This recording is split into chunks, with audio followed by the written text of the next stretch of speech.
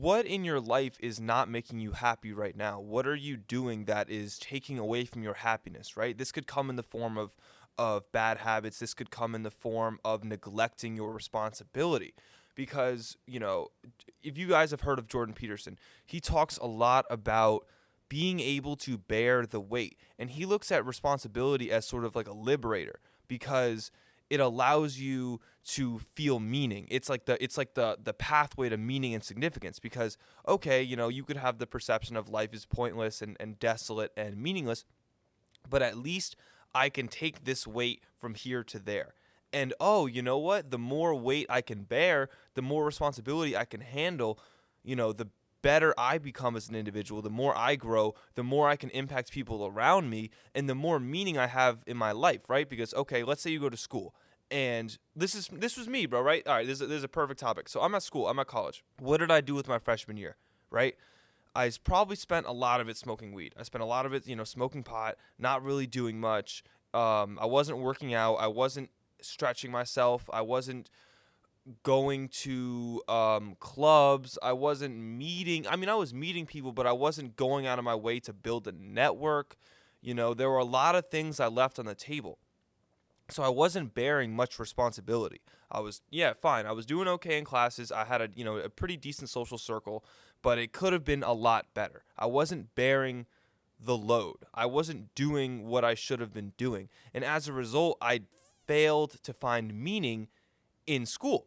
I failed to find meaning in college, right? All right, so this is really where it gets interesting for me, because when I'm looking back on my life, I'm comparing my high school experience to my college experience thus far. So basically, to give you some context in high school, I had ended up quitting the basketball team. I was very good at basketball. I could have easily gone up and been a very good player in my high school, but I ended up stopping and quitting. Basically, I didn't bear the load. Like exactly what I'm telling you. I did not bear the load of responsibility. I thought I couldn't handle it. So I stopped playing and I started engaging in these like instant gratification activities, right? I started smoking a lot of pot. I stopped really caring about the world. Didn't really have a goal or a purpose or a direction, right? And that kind of stuff feels good, kind of like, in the moment. But once you become aware of it and you really become aware of what you feel, you realize you're missing something. You realize there's a gap in everything you could be. So when I fast forward to high school, right, and I fast forward to my senior year, when not only I am trying to find self-respect for myself, because I'm looking at myself, I'm a really good basketball player. I literally went to another league, like a rec league. I dropped 23 points a game. That's a lot, right? Like I could have easily transferred those talents to my high school team and, had people rooting for me in school and, my team and all that, right? I didn't do that though, or at least I didn't do that till my senior year. And then something changed where I realized, you know what, bro, like, you've been cheating yourself. You've really been cheating yourself. You really should be using your talents for the high school team. You should be putting on responsibility, committing to practice, committing to weightlifting, committing to people around you.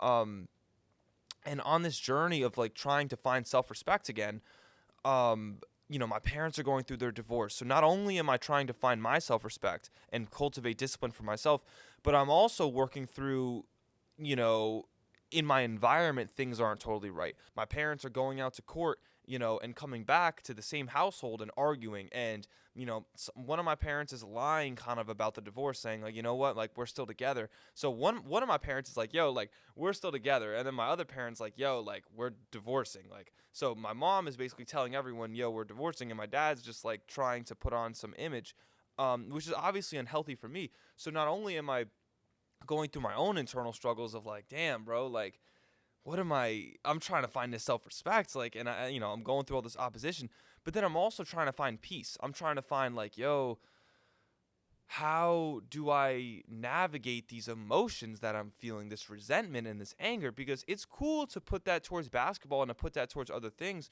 but at the same time, I need to meditate and sit with these feelings and really cultivate forgiveness, because I can transfer that energy towards productivity, but if I'm still left with anger and resentment, that's a poor fuel. That's a poor type of fuel, bro. That's not what you want. You want peace and you want forgiveness. That's like more sustaining. And I found so much meaning in that experience, right? There was so much meaning in the experience of leveling myself up, cultivating a sense of emotional stability. and finding self-respect for myself, really doing these things internally. Like, people don't see that stuff, but I was feeling it and seeing it every single day, bro. And every single day I'm getting up and more determined, bro. I was getting up at 5 a.m., bro, going to the gym. It's not, the sun's not even up, it's still dark. I'm getting up, I'm bumping, Cousin Stiz and G Herbo, the same couple songs. And I get out of the car, it's 5:55, it's cold. I'm still in shorts. I don't care, bro. I got my bag, I got my, my basketball, and someone lets me into the gym. Mr. Thompson lets me into the gym. I got the shooting gun set up for me, and I go in there at 6 a.m., bro. Just me and my music and a basketball, and I'm just finding my peace, bro. And I'm in there, no one can tell me anything. I'm working hard, I'm working for my team, I'm working for myself. I'm finding self-respect. I'm finding peace in the middle of a war. It's like there's this war zone around me, but I found like a garden, and I'm just in my garden, bro, and I'm like sweating, and I feel great, and I'm relaxed, and my mood is great, and I just feel so much love and peace and oneness and joy, bro. It was amazing, bro. Through the midst of that chaos, I find myself in peace. And that is something that is like transcending, bro. It was unbelievable. Even me describing it to you is making me feel relaxed. And, my whole senior year was full of such rides, right? Like, then, all right, boom, I'm at tryouts. I get injured, bro. I'm literally at tryouts. Well, I was injured before tryouts, but I'm at tryouts. My mom texts me, yo, your MRI and your knee comes back. You're out for this season. Everything I'd been working for was snatched from me, bro. I couldn't even play in the season that I had dreams of this, bro. My values changed. I became a different person. I changed to cultivate this journey, bro, and to self-respect, and I couldn't even play the season. And it destroyed me. It destroyed me, bro. I went to my room that night. I threw a water bottle. There's a hole in my wall. I was crying. I was distraught. I felt robbed. I felt angry. I felt all types of emotions, bro. And I'm sitting on that surgery bed, bro. Right before I go in, I got the IV in my right arm. And I'm sitting there, and I'm just thinking, man, God took this away from me. What happened? I'm feeling like a victim. I'm feeling helpless. But what a great story. Like, what a great story, and what a great avenue for growth. What a great way to change your values. So then it's like, I identified as an athlete, and then here I am on a surgery bed having the one thing that gave me peace taken away, bro. That garden is now gone. That 6 a.m. shooting session, all that sweat is gone, at least for the moment. So now I'm sitting recovering from surgery, letting my knee go on this little like 60-degree incline, basically like next to nothing. And I'm like putting myself back together, bro. I'm putting myself back together and figuring out, yo, all right, this was taken away from you. What now? What's your mindset now? What are you going to do? How are you going to respond? When people look at you, are they going to feel inspiration, or are they going to feel pity? What are they going to feel, bro? Like, when they see you, are they going to be like, damn, bro, that guy is a savage. Look at what was taken away, and he's still pushing. He's still expecting better from himself. Or are they going to look at me like, yo, like, this guy is really wasting his life. He's wasting his time. So what a crazy experience, dog. Like, so then not only do I go through my knee surgery, I'm still working through my whole parents thing. My dad moved out in the midst of that. So now I'm dealing with all types of emotions, bro. I don't even know where to put it. But then what do, bro? I'm like, all right, you know what? I'm going to make an album, bro. I don't know how to make music. I don't produce. I mean, I rap a little bit on the side. So I'm like, all right, I'm going to go for it. So I sit down and I say, you know what? From this point on, I'm an artist. I'm going to make these tracks. All right, boom. Writing these tracks, I'm sitting, while I'm recovering from an injury, I'm letting my feelings out. Modern day poetry, I'm rapping, I'm letting it out, right? And before you know it, 1 song, 2 song, 3, all the way to 10, 11, 12, 13 songs, bro, 13, 14 songs, whatever I finished with. So not only did I write them, I recorded them, I invested in myself, I made a studio in my closet, and guess what that became, bro? Guess what the studio in my closet became? It became the garden. Bro, it became the garden. Like I said, there's still war around me, but I somehow found a way to cultivate another garden, a sanctuary, a place of inner peace for me, bro. So I went in there after school, and all my emotions, all my doubts, all my feelings would go into my music. Right? And it's not like I'm trying to make money or get recognition or anything. Bro, it was all internal. It was a healing process, bro. And what was so great about it was everything was by myself. And, my brother Luke did help me produce, which was obviously helpful. But I put these songs out to the world, bro. I let these songs out, And not only that, bro, I make merch, bro. I make an item to like go along with it, bro. And none of this is for ego's sake. This is for the story. I'm just bear with me, bro. And I make these hoodies. So not these hoodies mean so much to me because it represents the journey. It represents my parents' divorce and my 6 a.m., 5 a.m. shoot arounds, and me on that bed in my knee surgery, and me writing these songs and my emotional healing. These hoodies look a certain way to other people, but to me, bro, there's so much more. There's so much more. So not I wanted them for myself. I wanted a hoodie to really, like I said, like an emblem, like a symbol of this journey. So then I'm like, you know what? Let me see if I can sell these because these are kind of cool, right? And like maybe people will buy into them. So I go around pitching them. And at this point, I had not had them ordered. So I'm showing people on my computer, yo, are you interested? And I'm obviously passionate, enthusiastic, and my inner circle knows about all the things I'm telling you about. So I got some orders. 40 people in my school ordered these hoodies. So I put in the order, and sure enough, these hoodies show up, and I give them out. And that first day, bro, I'm wearing my own hoodie with representing me and the journey and everything that had transpired.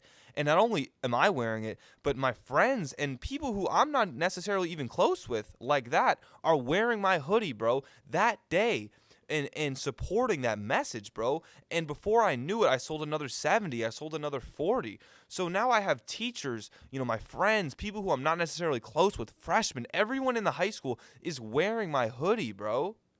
And it was this crazy cap to the journey of like, wow, such ups and downs, such emotions, such, what life? It's life itself. It's ups and downs. Bro, we're not even supposed to be here. So the fact that I was even able to experience these ups and downs, these negatives to create a story, bro, it's amazing. The fact that I'm even a human being able to experience this stuff is amazing, bro. I'm a spirit in a human body. So although one person could look at that high school experience and say, wow, that was such a hard year for you. That was so difficult. That must have been like one of the worst years of your life. Bro, that was my favorite year of my entire life because I learned so much about myself. I grew into a different person. I disidentified from the fact of like, yo, you're an athlete. Nah, I'm not an athlete. I am an athlete, but that's not just me. That's not the only thing that defines me. I'm an individual who spreads kindness. I like to read books. I like to make music. I like to be about intuition and truth. Bro, all of that stuff came from the fact that I got injured and came from my parents' divorce. And all that whole story was carved from like, yo, like, it was just carved from everything I had been through. And the mindset the mindset shift and the value shift and all of that was so valuable to me. And it made me feel so good about myself because I knew what I'd been through, bro. I knew, yo, I handled this weight and responsibility and purpose, right back to Jordan Peterson. I knew that I could handle that, and I did because I proved it. Look, here was you, a couple months ago. Here's your emotional state. You were angry. You were lashing. You were resentful. Look at you now, bro. You made hoodies. You are, to an extent healed from this emotional, maze that you were in, bro. You found peace. You found multiple sanctuaries. You changed your identity. You disidentified from things, bro. You changed your values. That is a lot for an 18-year-old kid, bro. That's a lot. So I sit here and I'm like proud. I'm really proud of that. And I fast forward to my college experience, right, where on paper you'd say, yo, these are the best years of your life. You get to do nothing and you get to party and you get to drink and you get to smoke and you don't gotta care. Bro, I was so unhappy because I had all that purpose, all that struggle and that story. Bro, none of it was there anymore because all I was doing was wasting my time. I wasn't growing. I wasn't stretching. I was physically stretching. I wasn't stretching my capabilities. I wasn't joining clubs. I wasn't meeting new people in the way that I should in the social, because I am a social person. So I should be able to meet people like that. So like, bro, I just realized that path of not doing that, of not making your own story and going through struggle is trash. Like, like it doesn't yield you any comfort. It doesn't. I'm sorry. It can yield you comfort in the moment, but your zone of your capabilities is shrinking because now you're painting the illusion that you can't do this stuff, bro, and you can. So yeah, bro, moral of the story. The process is what you fall in love with. the process of these ups and downs and growing and making yourself uncomfortable and pushing your limits and finding out that you're more capable of what you believed, that is the drug. That is the sustaining drug of happiness and fulfillment and satisfaction and positivity and enthusiasm. That is the seed that will breed and grow those emotions. But comfort and instant gratification and smoking and drinking and not having a purpose, that is what's going to kill you, bro. Those are the seeds of depression and anxiety and limitation and fear and self-doubt and doubting your self-worth. That's what happens because you're too comfortable. And that's exactly what I've been dealing with when you break the streak is you go back to those seeds because you no longer have the energy or focus or drive to push yourself to grow. And it's the same thing with working out, bro. What happens?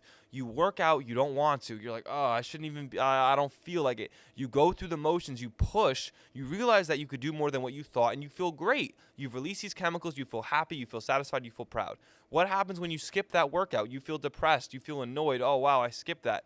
You know, because you know inside that you can do it. You just don't want to. You don't want to push. Yeah, bro. So that's about it. This is actually going to bring you guys a lot of value, and I had a really good time recording this.